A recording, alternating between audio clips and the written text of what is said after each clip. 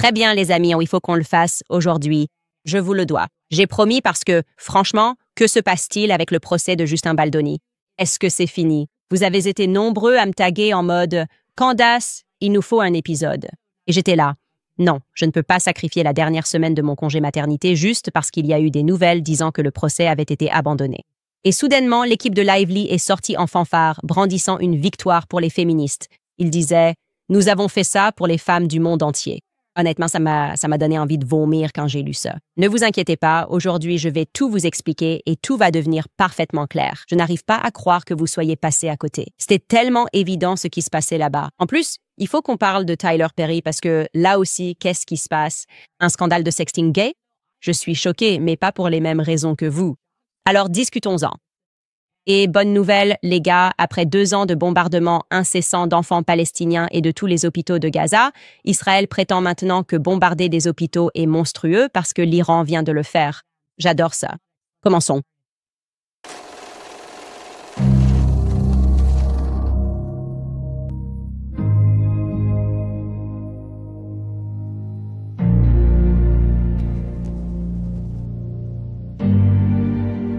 Ok, les gars, il y a clairement eu une panique en ligne, une panique énorme, et c'est bien compréhensible.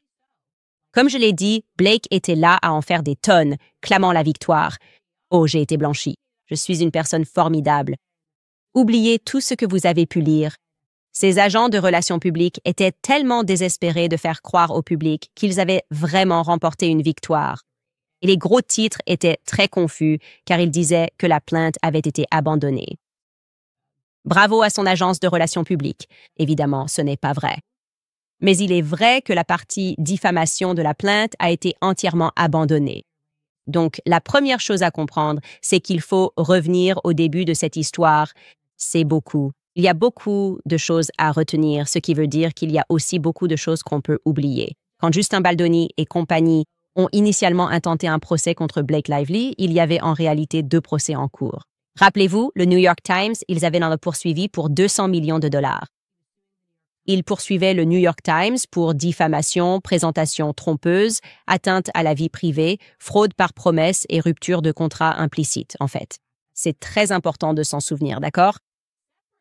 Par ailleurs, il a poursuivi Blake Lively, Ryan Reynolds et Leslie S. Sloan PR ainsi que son agence Vision PR pour 400 millions de dollars et ils ont intenté contre eux 7 chefs d'accusation. Donc, ingérence négligente dans un avantage économique potentiel, ingérence intentionnelle dans un avantage économique potentiel, ingérence intentionnelle dans des relations contractuelles, violation du devoir implicite de bonne foi et de traitement équitable, puis présentation trompeuse et atteinte à la vie privée, diffamation et extorsion civile.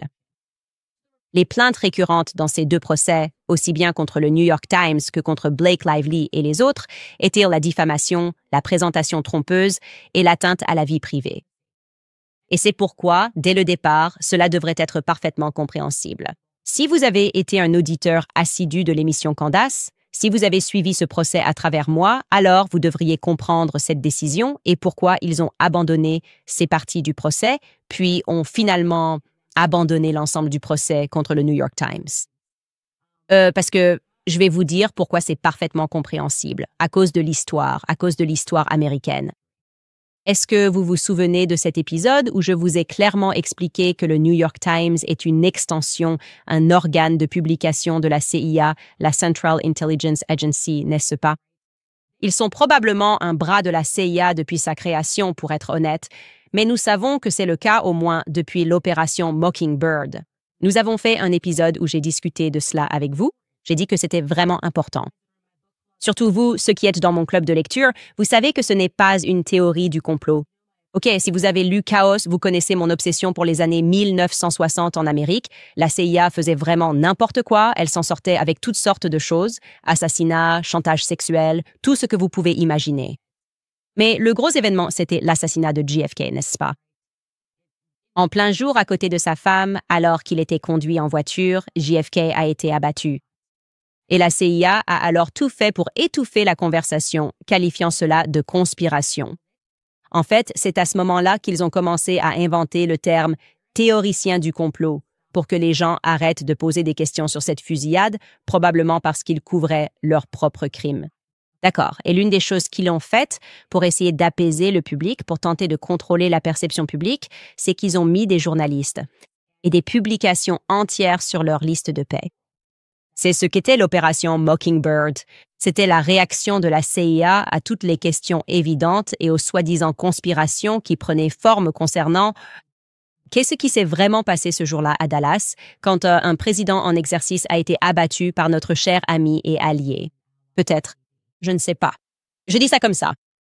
D'accord, donc je vous ramène simplement à l'épisode où je vous ai montré cet extrait de Wikipédia et il est clairement indiqué ici qu'en 1975, il revenait sur l'opération Mockingbird. Les enquêtes du Congrès menées par la commission Church ont révélé des liens de l'agence avec des journalistes et des groupes civiques et ailleurs, il est précisé que l'une des personnes qui a contribué était Arthur Stolzenberg, qui dirige le New York Times, n'est-ce pas? Arthur, sa famille, possède le New York Times. Il a été initialement fondé par Adolph Hawks, qui était son beau-père. Et Arthur A. Stolzenberger travaillait en fait pour la CIA. Et cela est devenu parfaitement clair dans un article publié par Rolling Stone qui dévoilait toutes les personnes travaillant avec la CIA au Times et essentiellement, comme je l'ai dit, nous disant quoi penser.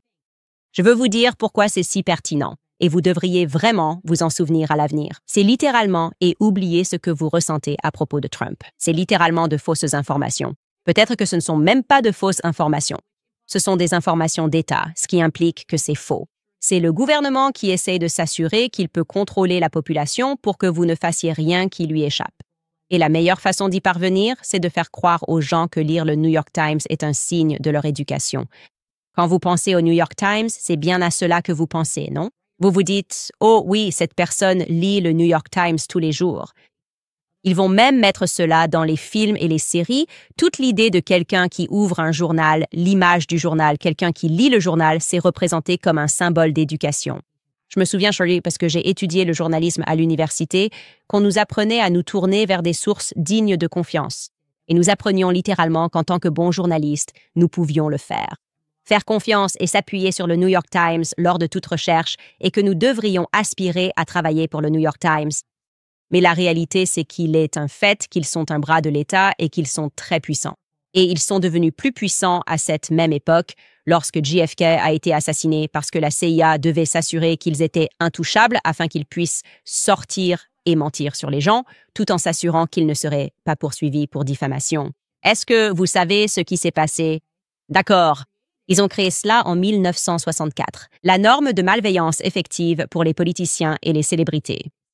Cela signifie en pratique, juste pour que vous compreniez, que les journalistes peuvent mentir à propos des célébrités, comme ils l'ont fait dans l'affaire Justin Baldoni, et il est presque impossible pour ces célébrités et politiciens de gagner contre eux, même s'ils peuvent prouver que c'est un mensonge. Tout ce que tu as dit sur moi est faux. Ils reviendront et diront, eh bien oui, les journalistes ont menti, mais je ne pense pas qu'ils aient eu de la malveillance en mentant. Il n'y avait pas de véritable malveillance ici. Ils n'ont pas agi avec un mépris téméraire pour la preuve, pour la vérité, ce qui est un niveau absurde à atteindre. Cela n'a absolument aucun sens. En gros, ils demandent, oui, nous savons qu'ils ont menti, mais savaient-ils vraiment que c'était faux et ont-ils essayé de te nuire? Sinon, tant pis. Or, cette norme a littéralement été créée par le New York Times. C'est cette norme. L'affaire qui a fait jurisprudence était New York Times contre Sullivan. Encore une fois, cela remonte à l'époque où JFK a été assassiné. Ils avaient besoin que le New York Times soit intouchable. Donc, ce qui s'est passé en 1964 concernant cette affaire, c'est que, essentiellement, le New York Times a publié cet article. En fait, c'était une publicité qu'ils ont publiée et qui concernait les manifestations pour les droits civiques qui avaient lieu à l'époque. À l'époque, en 1964, on pense à l'agitation autour des droits civiques qui secouaient le pays. Ceux d'entre vous qui font partie de mon club de lecture savent que beaucoup de ces manifestations pour les droits civiques n'étaient pas organiques. En réalité, c'est notre gouvernement, comme il le fait souvent, qui essaie de provoquer des tensions raciales pour des raisons précises. Nous n'avons pas besoin d'entrer dans tous ces détails maintenant, mais sachez simplement que dans cette affaire, ce qui s'est passé avec le New York Times, c'est qu'ils ont publié une publicité. Et dans cette publicité, je veux vraiment que vous compreniez à quel point c'était absurde. La publicité en pleine page affirmait qu'à Montgomery, en Alabama, il y avait ces étudiants manifestant pour les droits civiques, d'accord? Et qu'ils avaient eu un affrontement avec la police. Et que la police de l'Alabama avait enfermé ces étudiants sur un campus universitaire dans un réfectoire avec un cadenas. Et que la police avait essayé de les affamer pour les faire céder. Des camions entiers de policiers de l'Alabama étaient arrivés et ces courageux manifestants pour les droits civiques, ces étudiants, résistaient dans une cafétéria. Et la police a dit « Alors vous allez mourir de faim et vous mourrez tant que vous ne ferez pas ce que nous voulons. » Et ils l'ont fait avec un cadenas. Cela crée des images frappantes. Donc, si vous lisez un journal de l'élite, vous pensez « Oh mon Dieu, il faut soutenir ces manifestations pour les droits civiques. Ces étudiants meurent de faim dans le Sud raciste. » Mais cela n'est jamais arrivé. C'était inventé.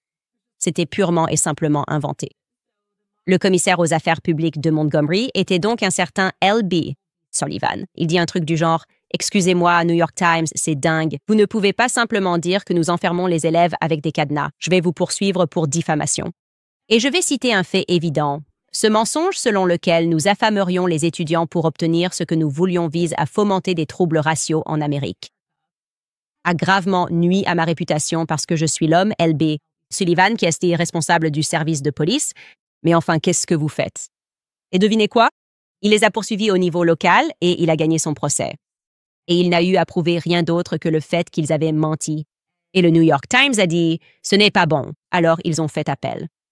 Et ensuite, il les a encore battus au niveau de l'État. Ils ont dit « Oui, non, il a gagné environ $1,5 million de dommages et intérêts. » Et ils sont là « Non, c'est fou, on ne peut pas simplement mentir et inventer quelque chose. » Alors le New York Times a dit « Haha. OK, les droits des États, mais qu'en est-il tout en haut au sommet? Emmenons ça devant la Cour suprême, New York Times contre Sullivan. » Et devinez quoi? Le gouvernement a pris le parti du gouvernement, c'est-à-dire qu'à l'époque, le New York Times travaillait avec la CIA et ils ont créé une nouvelle norme, la malveillance réelle, une décision unanime selon laquelle, vous savez quoi? C'est le premier amendement. Il est donc aussi nécessaire que les publications aient le droit de mentir.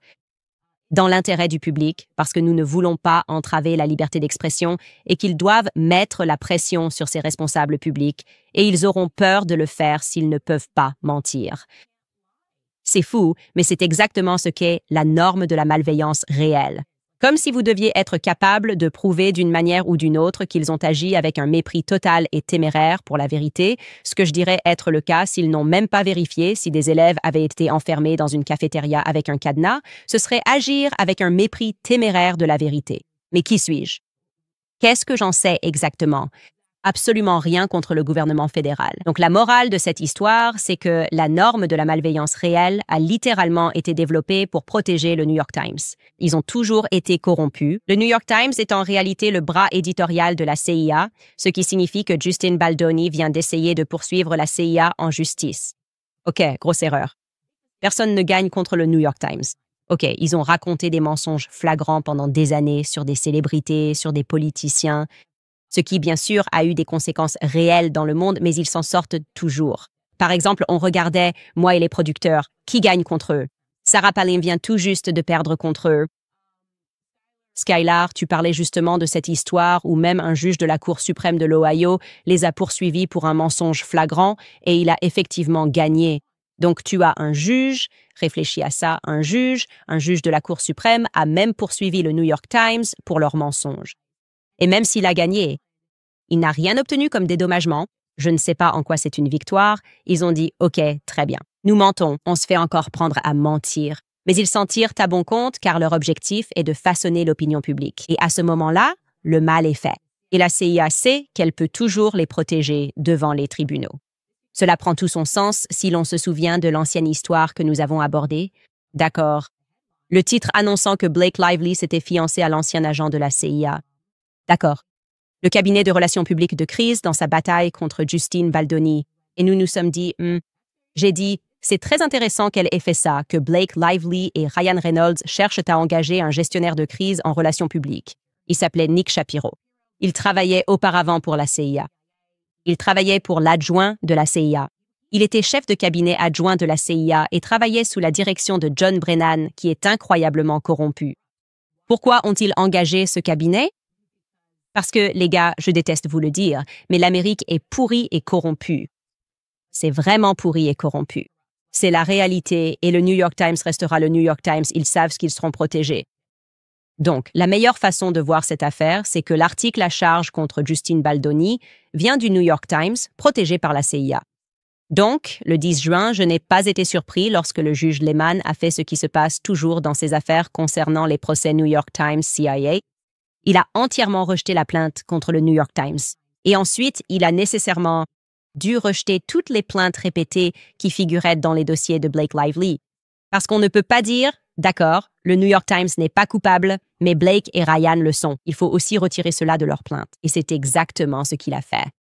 Le 10 juin, il a statué que Justine Baldoni ne pouvait pas poursuivre Blake Lively après avoir rejeté celle contre le New York Times, qu'il ne pouvait pas poursuivre Blake Lively pour diffamation concernant les déclarations qu'elle avait faites dans son dossier juridique, car les allégations formulées sont exemptées de diffamation. Il a également statué que Baldoni ne pouvait pas la poursuivre pour extorsion en vertu de la loi californienne. Maintenant, l'accusation d'extorsion aurait également impliqué le New York Times, car n'oubliez pas qu'en ce qui concerne l'extorsion, ils auraient forcé le New York Times à passer par la phase de découverte. Parce que l'accusation était que Blake Lively voulait les droits du film et qu'elle les faisait chanter, disant « Donnez-moi ce que je veux » ou « Je rendrai public des accusations de harcèlement sexuel, prétendument ». Et donc, pour pouvoir le prouver, ils auraient été assignés à comparaître des messages avec elle, et avec qui allait-elle rendre l'affaire publique? Le New York Times. Donc, tout ce que le juge vient de faire, à mon avis, c'était pour protéger la CIA. C'est pourquoi tout le monde a été si surpris. Moi, j'étais là. Non, c'est comme ça que ça fonctionne si on fait attention. On ne peut pas poursuivre la CIA. On ne peut pas gagner contre le gouvernement. Et il y a tellement de cas publics qui se sont produits. Je veux dire, Jeffrey Epstein, il était en liberté, d'accord. Et nous avons appris d'Acosta, du secrétaire Acosta, une fois que Trump l'avait nommé, il a dit « On m'a dit de laisser Jeffrey Epstein en liberté ». Même lorsque cet homme a été pris pour des crimes contre des mineurs, on lui a dit qu'il était un atout et qu'il devait le laisser libre, et il a obéi. Alors n'opérez jamais sous l'illusion qu'il n'y a pas une main qui agit au-dessus des juges, il y en a tout simplement une, et cette main, c'est le gouvernement fédéral, l'État profond. Maintenant, après avoir vidé ces parties du procès, ce qui était à prévoir, le juge a alors dit « D'accord, maintenant ce qu'il reste ici, ce sont vos réclamations qui n'ont rien à voir avec le New York Times, d'accord ?» Et il a dit, et c'est, vous savez, essentiellement l'ingérence délictuelle, les questions contractuelles, et il leur permet maintenant de réviser la plainte et de la représenter, vidée de sa substance. Parce qu'il dit qu'il est acceptable pour vous de poursuivre ces différentes réclamations concernant le fait de savoir si Lively a rompu ou interféré avec son contrat. Et c'est exactement ce qu'ils font en ce moment. Ils vont devoir soumettre à nouveau leur plainte en retirant tout ce qui concerne le New York Times ou qui pourrait potentiellement impliquer le New York Times. Comme je l'ai dit, l'Amérique est pourrie et corrompue. Et c'est simplement la réalité que nous devrions tous avoir comprise à présent. Mais dans une mise à jour amusante et un rebondissement inattendu que je ne pensais pas que nous aurions, et je suis surpris que ce soit le cas, le juge Lehman a donné son accord pour les messages textes de Taylor Swift. Nous avons beaucoup hésité à ce sujet en vous montrant qu'elle se battait. Et je veux dire, Blake Lively et Ryan se sont battus bec et ongle pour empêcher que ces messages n'atterrissent entre les mains de l'équipe Baldoni. Et essentiellement, ils ont déposé cet ordre de protection de façon radicale en mode « Non, non, non, vous ne pouvez pas obtenir ça ». Et puis je vous ai dit qu'en coulisses, Scott Swift, parce que l'avocat de Blake aurait implicitement menacé sa fille, a dit « Nous vous donnerons ces messages si vous voulez les obtenir par assignation » et il leur a indiqué précisément quels messages ils avaient. Et donc, il semble qu'ils n'ont pas remis ces messages immédiatement à l'équipe Baldoni, mais ils ont indiqué qu'ils étaient tout à fait disposés à se conformer à toute assignation. Et maintenant, le juge Lehman a statué que tout est permis. D'accord? Et voici la raison pour laquelle il statue que tout est permis. Skylar, si on peut afficher la page 3 de sa décision, je pense que c'est là que ça se trouve. Les gars, ne faites pas attention à mes yeux plissés. Je vous jure, c'est la lumière et parfois j'ai du mal à voir. D'accord.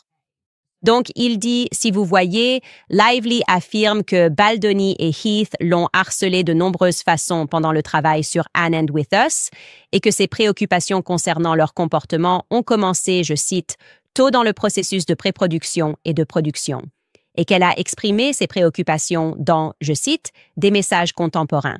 Le texte poursuit en disant que, étant donné que Lively a affirmé que Swift était au courant des plaintes ou des discussions concernant l'environnement de travail sur le film, entre autres problèmes, les demandes de messages avec Swift concernant le film et cette action sont raisonnablement ciblées pour découvrir des informations qui pourraient prouver ou infirmer les allégations de harcèlement et de représailles de Lively. Donc c'est vraiment drôle parce qu'en gros, ce qui se passe, c'est qu'elle obtient la justice qu'elle mérite en essayant de faire passer Taylor Swift pour son dragon. Et elle adorait utiliser le nom de Taylor Swift. Elle ne cessait de citer son nom. Ryan Reynolds cite aussi son nom. Il n'arrête pas de mentionner Taylor Swift auprès de Justine Baldoni juste pour obtenir ce qu'ils veulent. Et tu comprendras un jour, a dit Ryan Reynolds, qu'il y a une raison pour laquelle Tay-Tay lui fait autant confiance. Et ils amènent Taylor à la maison pour lui faire lire le scénario. Elle a tellement insisté sur le fait que Taylor Swift était impliquée dans ce film d'une manière ou d'une autre. Et dans sa première déclaration, elle a dit « Oh, j'ai tellement de messages, j'ai des témoins, des messages contemporains qui prouvent ce que je ressentais à ce moment-là quand tout cela se passait. » Donc toi-même, parce que tu t'es vanté tout le temps de ta proximité avec Taylor Swift, l'un de tes dragons, tu l'as maintenant rendue pertinente. Et j'adore ça. La justice, là, c'est savoureux. C'est comme si tu t'étais approché trop près du soleil avec tes arnaques, ma belle. Et maintenant, le juge Lehman va l'autoriser. Et j'ai vraiment hâte parce que je l'ai dit depuis le tout début. Peu importe ce qu'il y a dans ces messages, ça terrifie complètement Blake Lively. Tellement terrifié, en fait, qu'apparemment, selon Scott Swift, elle a spécifiquement demandé à Taylor Swift de supprimer certains messages, et Taylor Swift ne l'aurait jamais fait parce qu'elle n'est pas idiote. OK, dites ce que vous voulez sur elle. Cette fille n'est pas arrivée là où elle en est dans la vie en étant stupide. Et elle ne les aurait pas supprimés. Elle les aurait montrés à un avocat, à un responsable des relations publiques, à Papa Swift. Et ils auraient dit « Attends une seconde. Quand quelqu'un te demande de commettre un crime, tu ne le fais pas. » Et maintenant, on sait aussi que Scott Swift a dit « Voici une date. Voici les messages que vous recherchez. » Et, les gars, que dire de plus à part que le jeu commence? Que le jeu commence. Je suis euphorique. Vous devriez être aux anges. Et j'ai toujours l'impression que c'est une forme de justice pour Justin. C'est vraiment le cas. Et il est triste de constater que le New York Times n'est jamais tenu responsable des mensonges qu'il propage. Mais je pense que le fait que cette affaire ait lieu est une bonne chose, parce qu'il y a tellement de gens qui, comme moi, et je m'inclus dedans, ont grandi en croyant qu'ils disaient la vérité. Comme si c'était des gens qui luttaient pour le quatrième pouvoir. Ils représentent le quatrième pouvoir. Vous savez, la presse existe pour que nous puissions contrôler le gouvernement. Et maintenant, on se rend compte qu'ils sont le gouvernement.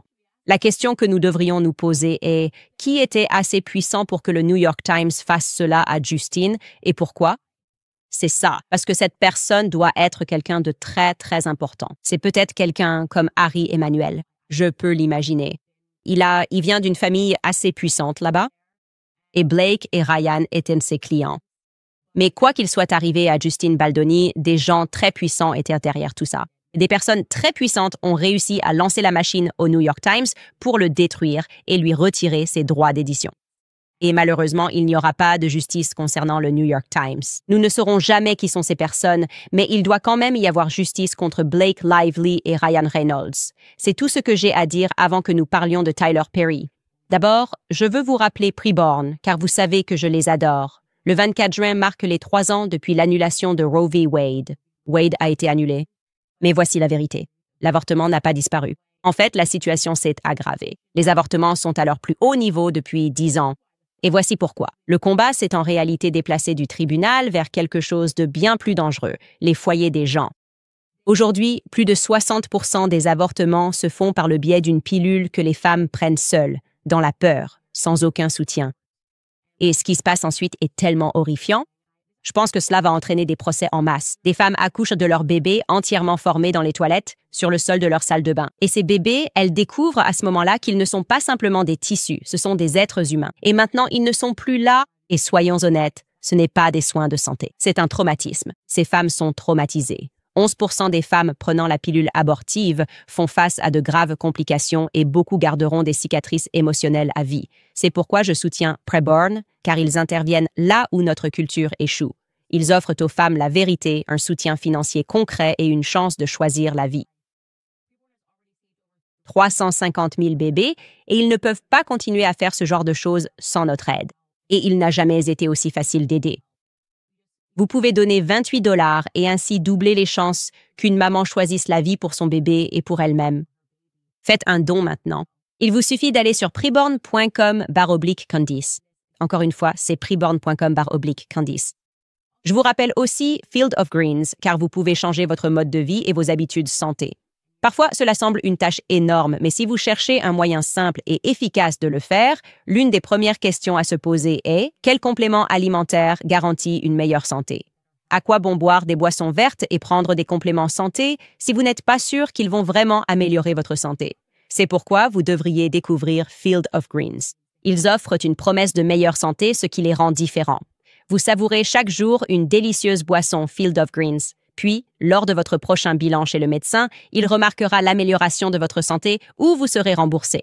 Mon assistante Bella a demandé « Elle adore Field of Greens ». C'est sa dose quotidienne de bien-être en une cuillère. Plus qu'un complément alimentaire, c'est l'arme secrète pour être en forme chaque jour. Tous les fruits et légumes sont choisis par des médecins pour un bénéfice santé précis.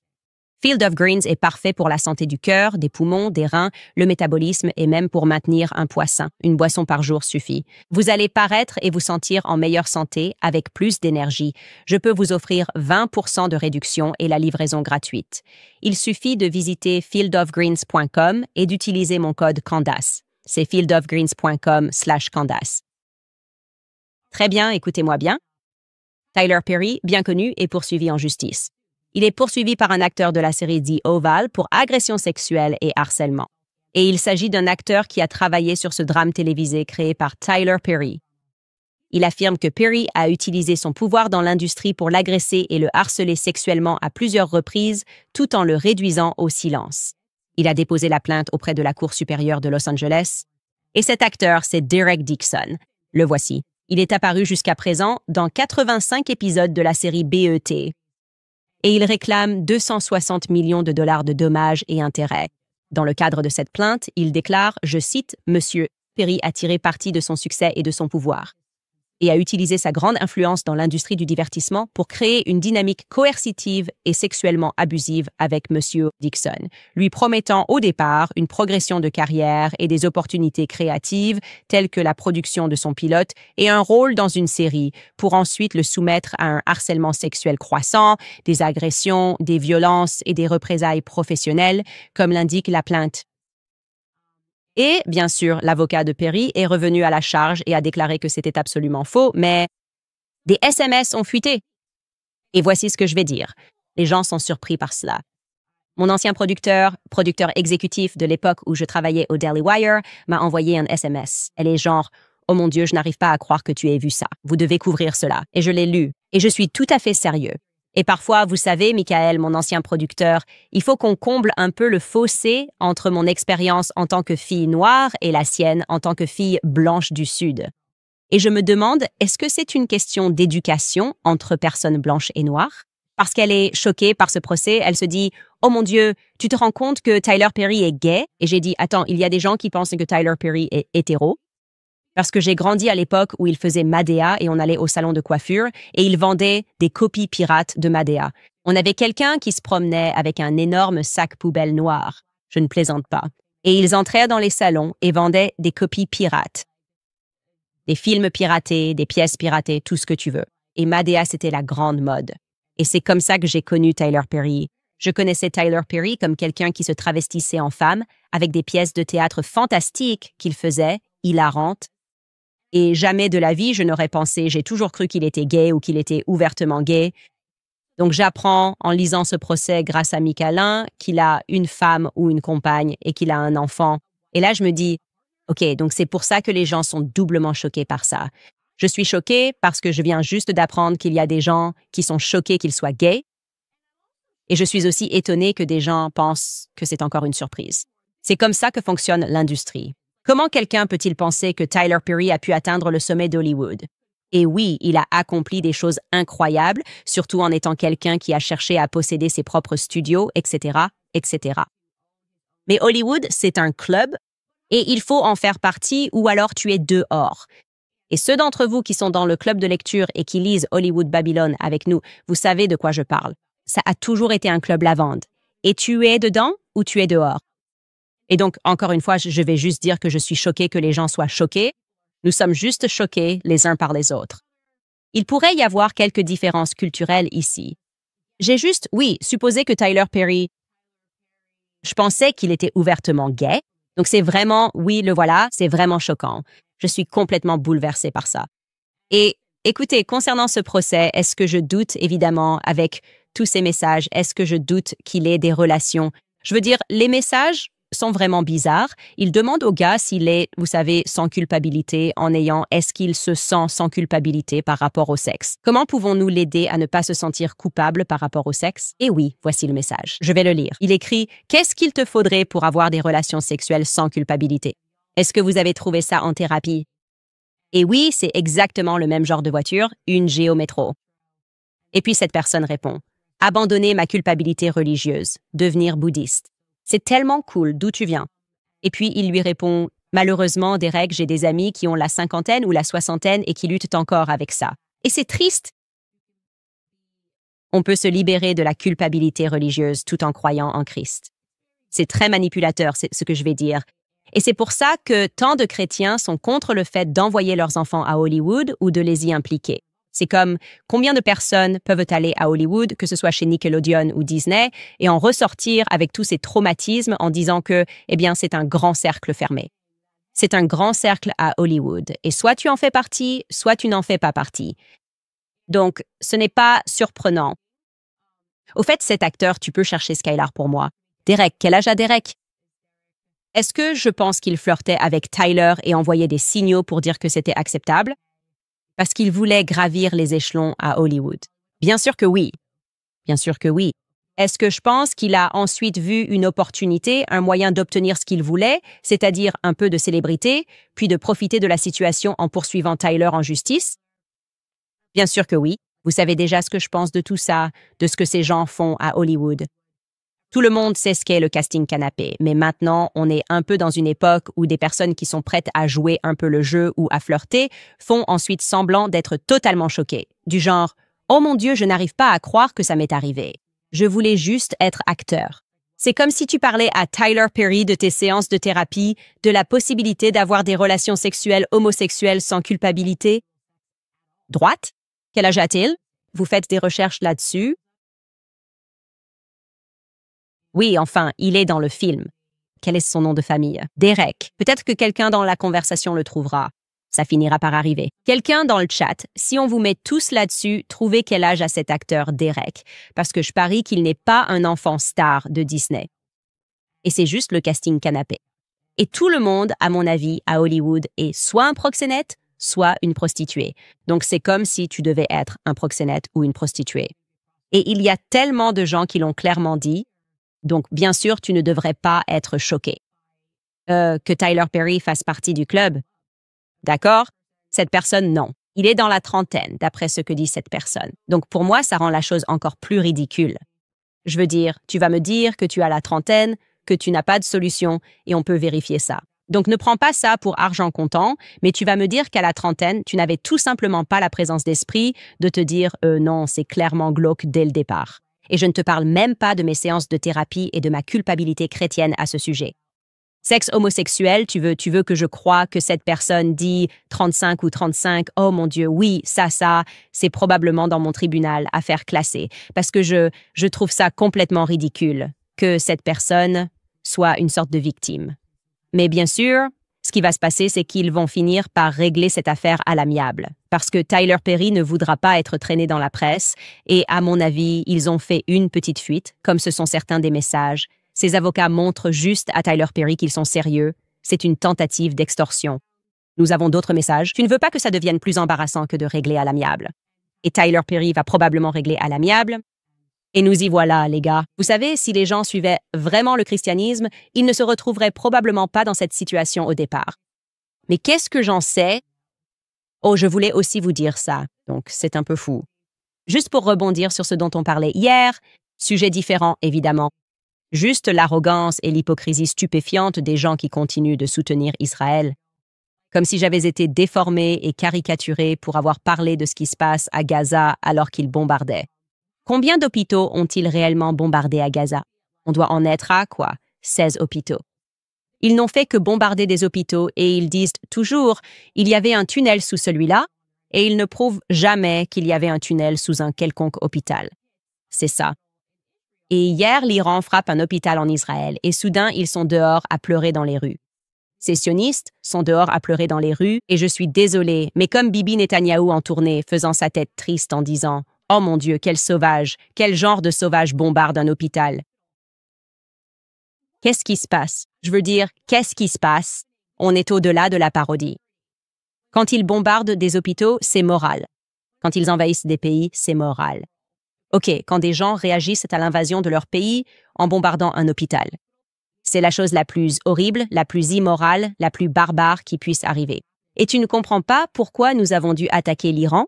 Ces sauvages fondamentalistes religieux ont riposté en bombardant un hôpital. Non, il faut que tu regardes. Il doit bien y avoir un nombre total d'hôpitaux qu'ils ont bombardés à Gaza. Je dois vérifier ça parce que je n'arrivais pas à croire que ce soit même en tendance. Franchement, je ne sais même pas ce que c'est. Ils croient vraiment qu'ils ont carte blanche pour faire tout ce qu'ils veulent dans ce monde. Et si quelqu'un pose une question, ils vont répondre « Regarde ta Bible ». La Bible dit que la terre d'Israël est automatiquement sacrée. Quoi que tu fasses en Israël, c'est acceptable. Peu importe ce que faisait Jeffrey Epstein, tout va bien parce qu'il le faisait pour le gouvernement israélien. Ça me dégoûte. Vraiment, ça me rend malade. C'est comme l'idée ici, d'ailleurs, si tu suis cette logique ridicule, ce dispensationalisme, une logique très moderne ici. Ça veut dire que si Kim Jong-un, par exemple, largue une bombe nucléaire en Israël, prend le contrôle et fait venir plein de Coréens en Israël, alors tout ce que Kim Jong-un fera à partir de ce moment-là, tu ne peux pas le critiquer parce que ta Bible te dit que tu seras béni si tu bénis l'Israël de Kim Jong-un. Tu ne comprends pas? Tu ne peux pas percer cette logique, c'est une logique parfaite. Kim Jong-un, s'il prend le contrôle d'Israël, tu dois vénérer tout ce qu'il fait et tu seras béni parce que ta Bible te le dit. C'est exactement ce que Jésus voulait dire. Cela signifie que, peu importe qui prend le contrôle de cette terre à un moment donné, tu seras béni si tu bénis ces gens-là. C'est absurde. C'est complètement absurde. Et je suis simplement heureux que les gens s'en rendent compte parce que je n'arrivais pas à croire Bibi Netanyahou et sa fausse mine triste devant cet hôpital, faisant semblant que c'est le crime moral du siècle alors qu'ils font ça depuis 2 ans d'affilée à Gaza.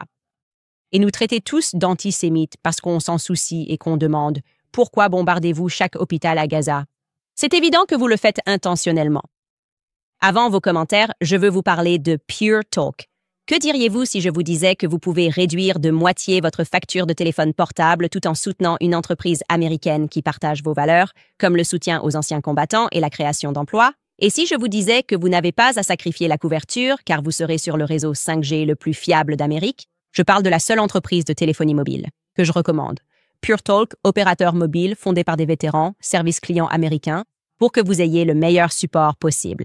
Si vous êtes chez Verizon, AT&T ou T-Mobile, vous pouvez rejoindre les centaines de milliers de personnes qui ont réduit leur facture de téléphone portable de moitié. C'est exact. La famille moyenne économise plus de 1 000 $ par an en faisant le changement. Pure Talk est l'opérateur téléphonique de ma famille et moi, et il peut devenir le vôtre aussi. Vous pouvez changer en 10 minutes à peine en allant sur puretalk.com Owens avec des forfaits à partir de seulement 25 $ par mois. Qu'est-ce que vous attendez? Rendez-vous sur puretalk.com Owens et passez à Pure Talk Wireless, par des Américains pour des Américains. Aussi, nous buvons tous du café. Autant boire le café 7 Weeks, car c'est une entreprise américaine pro-vie qui a pour mission de financer le mouvement pro-vie, une tasse de café à la fois. Et si vous voulez savoir pourquoi il s'appelle 7 Weeks, la réponse est qu'à 7 semaines, un bébé à la taille d'un grain de café. Et c'est aussi le moment où l'on détecte clairement un battement de cœur à l'échographie. C'est pourquoi ils donnent 10% de chaque vente pour soutenir les centres d'aide à la grossesse à travers le pays. Ils ont récolté près d'1 million de dollars pour ces centres et ont sauvé des milliers de vies. Et je peux vous dire que le café est fantastique. Il est sans moisissures, sans pesticides, cultivé à l'ombre, à faible acidité et il est issu de l'agriculture biologique. Donc, il coche toutes les cases et en ce moment, vous pouvez aider 7 Weeks à marquer l'histoire grâce à la campagne 1 million de dollars pour la vie. Ils sont vraiment proches d'atteindre 1 million de dollars de dons pour des organisations pro-vie à travers le pays. Rendez-vous sur 7weekscoffee.com pour économiser 15% à vie en vous abonnant et recevoir un cadeau gratuit. Pour mes auditeurs, utilisez le code Candice au paiement pour 10% de réduction supplémentaire sur votre première commande. Cela fait 25% d'économie sur votre première commande, plus un cadeau gratuit. Votre commande soutient directement un réseau de plus de 1000 organisations pro-vie aux États-Unis. Alors, qu'est-ce que vous en pensez, les amis? J'adore regarder votre chat. C'est juste que vous êtes toujours tellement amusant dans le chat en direct. Allons voir certains de vos commentaires ici. Pour commencer, nous avons le top 5. Il a dit « Je dois dire que la meilleure chanson de Taylor Swift, c'est Anti-Héros, où elle admet qu'elle est le problème. En fait, je n'ai jamais entendu cette chanson. Je me suis arrêtée à l'album Lover parce que, comme je vous l'ai dit, London Boy était un tube et je m'y sentais bien. Et je ne l'ai jamais entendue, mais peut-être que je l'écouterai. » Mais oui, en fait, elle admet qu'elle est le problème dans plusieurs de ses chansons. Marzi écrit « Je pense que Taylor Swift a quelque chose à cacher dans toute cette histoire avec Blake et Ryan. Je ne veux pas paraître trop folle, mais je pense que c'est une fille méchante. Il n'y a aucune chance que son équipe de relations publiques laisse ça ruiner son image. » Oui, je pense que c'est pour ça qu'il voulait communiquer avec l'équipe de Justin Baldoni et dire « Voici ce qu'on est prêt à vous donner car ce sont des choses qui ne vont pas entacher son image. » Ça va probablement seulement nuire à Blake Lively. Et ils ne veulent pas être entraînés là-dedans et avoir d'autres messages qui pourraient potentiellement, se retrouver dans le lot ou bien « voici exactement ce que vous cherchez ». Tout le reste est hors de question. Et c'est intelligent. C'était vraiment une décision très intelligente de leur part. Et on sait qu'il doit bien y avoir quelque chose, entre guillemets, de problématique à propos de Taylor Swift parce que si l'on en croit Scott Swift, si l'on croit qu'ils ont menacé Taylor Swift en disant « rappelle à ta cliente qu'on a 10 ans d'amitié et de messages à notre disposition », ça veut dire qu'ils ont des choses pour embarrasser Taylor Swift. Et peut-être qu'il s'agit simplement de parler des garçons qu'elle aime bien, peu importe, mais ils pensent que c'est quelque chose qui va ruiner son image. Et d'ailleurs, je tiens à être très claire, je suis totalement du côté de Taylor Swift sur ce point. C'est un jeu sale et dégoûtant à pratiquer entre amis. Ça ne me surprend pas du tout, car Ryan me semble avoir beaucoup de choses refoulées. Colère. Dr. Holly écrit à Candice. Existe-t-il un précédent pour éviter que mon fils soit vacciné contre la diphtérie, le tétanos, la coqueluche, TDAP et la méningite avant la 7e année dans le Connecticut? Ils disent qu'il n'est pas conforme, donc il ne pourra ni aller à l'école ni faire du sport, alors qu'il pratique football, cross et basketball. Mon mari et moi ne pouvons pas lui faire l'école à la maison. Tu sais, c'est drôle que tu en parles parce que ma sœur est justement en train de retirer son enfant de l'école en ce moment. Il va à l'école avec une certaine étiquette et il n'a que 5 ans et elle était très mal à l'aise avec le conditionnement qui avait lieu. Il a 5 ans dans la classe. L'ADL a d'une manière ou d'une autre obtenu l'accès aux salles de classe et ils enseignent déjà à ses enfants ce qu'est l'antisémitisme. Elle se dit « c'est bizarre, ma sœur est mariée à un homme qui est à moitié juif. » Elle se demande « qu'est-ce que c'est que ça? Je ne veux pas que mes enfants pensent comme ça. » Et elle a complètement réorganisé sa vie pour pouvoir faire l'école à la maison. Je suis juste très impressionnée par la capacité de ma sœur à faire ça. Maintenant, elle se lève à 4 heures du matin pour que ça fonctionne. Elle est comptable. Et c'est beaucoup de travail. Et ils ne sont, de loin, pas une famille aisée. Mais elle voulait adapter sa vie pour ses enfants et s'assurer qu'elle ne les abandonnait pas. Et elle a aussi décidé de ne pas vacciner son 2e enfant après avoir enfin écouté sa petite sœur et elle ne voulait pas jouer le jeu où les écoles possèdent ses enfants. Il y a donc un réseau de mamans dans le Connecticut qui se lève. Contre cela, contre Big Pharma. Ma sœur en fait partie. Et elle m'a dit qu'il y avait ces réunions, comme ces mamans qui font l'école à la maison. Je pense qu'il y a aussi des mamans qui envisagent de se regrouper pour créer une micro-école, c'est-à-dire que vous pourriez, par exemple, vous associer à une maman qui fait l'école à la maison et payer un enseignant pour qu'il enseigne à vos 2 enfants. C'est donc moins cher car quelqu'un d'autre fait l'école à la maison à vos enfants, mais quand on veut, on peut. Et si vous ne voulez vraiment pas soumettre votre enfant au TDAP, et vous ne devriez pas, c'est un... S'il vous plaît, allez simplement regarder ma série. Je ne veux pas avoir de problème ici sur YouTube, mais chaque mère devrait regarder ma série sur les vaccins, disponible sur candiceowens.com. Les vaccins combinés, à mon avis, sont à proscrire absolument. MMR, TDAP, DTaP tous. Et donc, comme je l'ai dit, quand on veut, on peut. Alors, mettez-vous en contact avec tous les parents du Connecticut qui sont en train de créer un réseau en ce moment. Debert and Sanchez écrit « Salut Candace. Selon toi, quel est le but ultime de ceux qui sont derrière tous ces mensonges et qui essaient de contrôler les gens à travers les médias d'État et toutes ces initiatives? Merci et j'adore ton émission. Tu as répondu à la question. Contrôler les gens, contrôler les masses. Quand on veut la guerre, on n'enverra pas ses propres enfants si on fait partie de l'élite. Il faut donc être capable de faire de la propagande efficacement pour exciter les gens. Je veux dire, comprendre vraiment des personnes comme Sigmund Freud, Edward Bernays et comment ils savaient que la psychologie était le moyen d'y parvenir. Et quels efforts ils ont déployés pour tester leurs théories psychologiques. Par exemple, pouvons-nous faire en sorte que tous les Américains détestent les Allemands? Les campagnes de propagande pendant la Seconde Guerre mondiale menées par Edward Bernays visaient à faire détester les Allemands par tous les Américains. C'est fascinant d'apprendre l'histoire de tout cela, comme faire en sorte que les Américains prennent un petit déjeuner. Il était derrière des campagnes pour inciter les femmes à fumer des cigarettes. Ils ont mené ces actions de concert avec Big Pharma, avec la Grande Guerre, et elles ont toujours été efficaces. Les mouvements pour les droits civiques amenaient les gens, vous savez, à sortir, à manifester et à protester quand ils le souhaitent, mais aussi à faire en sorte que les gens restent chez eux. Restez chez vous, sauvez des vies. Vous aimez votre grand-mère, n'est-ce pas? Nous sommes tous dans le même bateau. C'est de la psychologie qu'ils ont soigneusement réfléchi. Et c'est toujours pour imposer une sorte de psychose de formation de masse au public, que ce soit pour vous pousser à retrousser votre manche et à vous faire vacciner, ou pour vous terrifier, pour vous faire marcher, en respectant une distance sociale de 6 pieds ou en laissant votre grand-mère mourir seule. Il y a toujours un but. Et généralement, c'est toujours pour donner plus de pouvoir au gouvernement. Peu importe le pouvoir, peu importe ce que le gouvernement essaye, quelle que soit l'initiative que le gouvernement cherche à accomplir à un moment donné.